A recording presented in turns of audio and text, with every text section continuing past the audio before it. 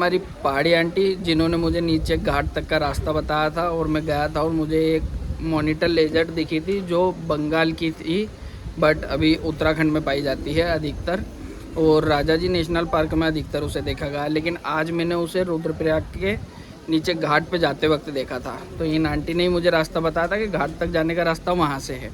तो आंटी, आपने उस लेजर्ड को कितनी बार देखा है?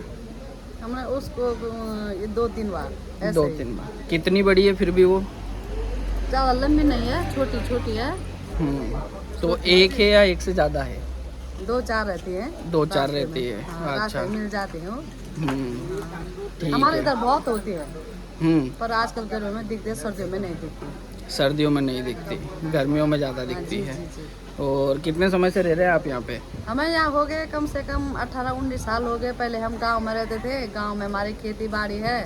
फिर हमारे ससुर जी ने नौकरी रिटायर हुए, यहाँ पे जमीन खरीदी, होटल बनाया। उस समय तो यहाँ कुछ नहीं था, सुनसान एरिया था, बिल्कुल कुछ नहीं था। यहाँ पे एक बुद्धि जयराज होटल थी और एक हमारी थी।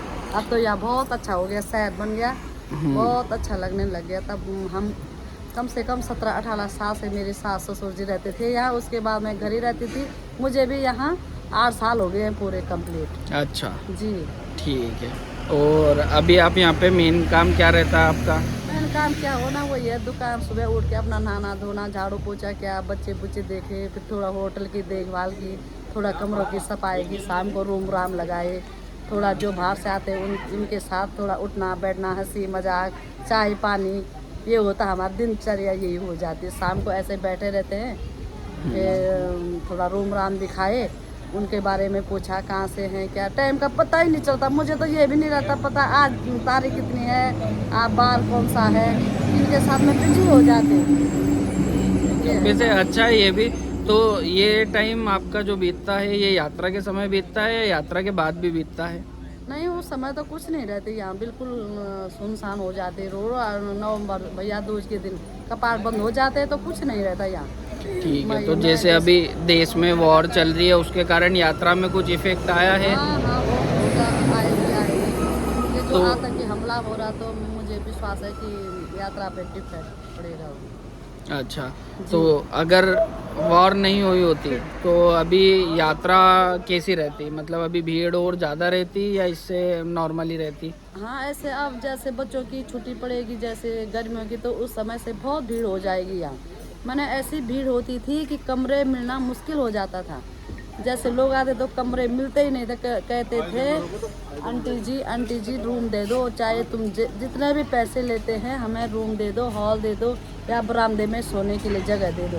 पर आज ऐसी कंडीशन आ रखी है कि रूम सारे खाली है। कम से कम 4-5 रूम लग रहे हैं, उसके बाद कोई रूम नहीं है, क्योंकि यात्रा नहीं चल रही है। फिर पाकिस्तान ने अटैक कर दिया है, फिर सब डर रहे ना, डर रहे लोग इधर उधर। डर के कारण कोई भी नहीं आ रहा है, क्योंकि हम लोग भी देख रहे हैं, हमारे घर वाले भी डरे हुए हैं कि आप अभी तक घर नहीं आए, कब तक आओगे, जल्दी आ जाओ।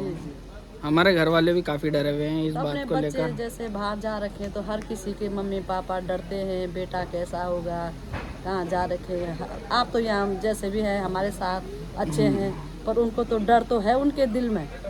लेकिन मैं इस वीडियो के माध्यम से यही संदेश देना चाहता हूँ कि अभी यात्रा काफ़ी सेफ़ है, कोई दिक्कत नहीं है, कोई परेशानी नहीं है। सब लोग यहाँ बहुत बढ़िया से हैं, यहाँ जितने भी गेस्ट हैं सब बढ़िया से आराम से खाना खा रहे हैं, स्वस्थ हैं, सभी सुरक्षा में हैं। यहाँ पे काफ़ी अच्छा स्टाफ है जो सभी का सपोर्ट कर रहा है।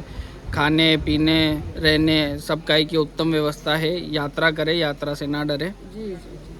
ठीक है, बहुत बहुत धन्यवाद आंटी। धन्यवाद, प्रणाम। जय श्री केदार। जय श्री राधे।